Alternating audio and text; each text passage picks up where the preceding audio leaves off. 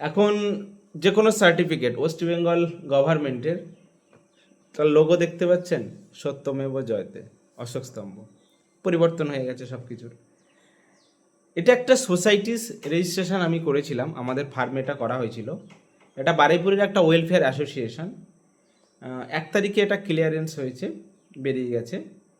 তো এইখানে আমাদের ফার্মে যখন এই কাজটা এসেছিলো তখন আমরা পুরোপুরিভাবে সবাইকে বলেছিলাম, মানে এর যে কমিটি ছিল, যে ডকুমেন্টস কীভাবে অ্যারেঞ্জ করতে হবে, জিপিএস ফটো কিভাবে তুলতে হবে, তারপর তারা নাম কিভাবে নির্বাচন করবে, তাদের সারাউন্ডিং যে ম্যাটারগুলো থাকে সেখান থেকে।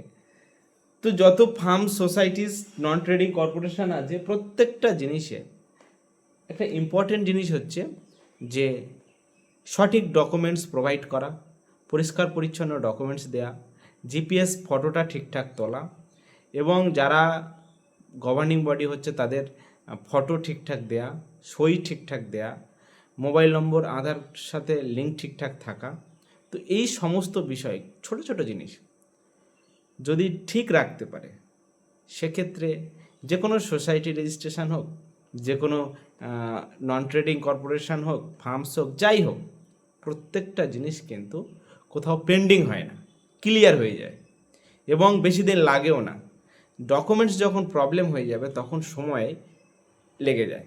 তাই বারবার বলবো যে প্রত্যেকটা ডকুমেন্টস যারা দিচ্ছে, ধরো আমাদের পশ্চিমবঙ্গের প্রত্যেকটা জেলা থেকে এই সোসাইটিস, নন ট্রেডিং অর্গানাইজেশন বা কর্পোরেশন, তারপরে যত অ্যাসোসিয়েশন যাই বানাক, ক্লাব রেজিস্ট্রি থেকে শুরু করে মন্দির, হ্যাঁ, যে কোনো প্রতিষ্ঠান, স্কুল, প্রত্যেকটা ডকুমেন্ট আমি বলবো সব সময় এটা মাথায় রাখতে হবে, শুরুতেই ঠিকঠাক দেয়া, শেষ পর্যন্ত কাজটা উঠতে সুবিধা হবে।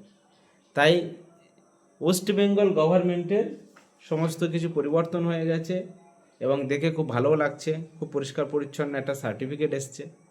তো আশা করছি পরবর্তীকালে যারা সার্টিফিকেটের জন্য অ্যাপ্লাই করবে তাদেরও এরকম পরিষ্কার পরিচ্ছন্ন সার্টিফিকেট আসবে।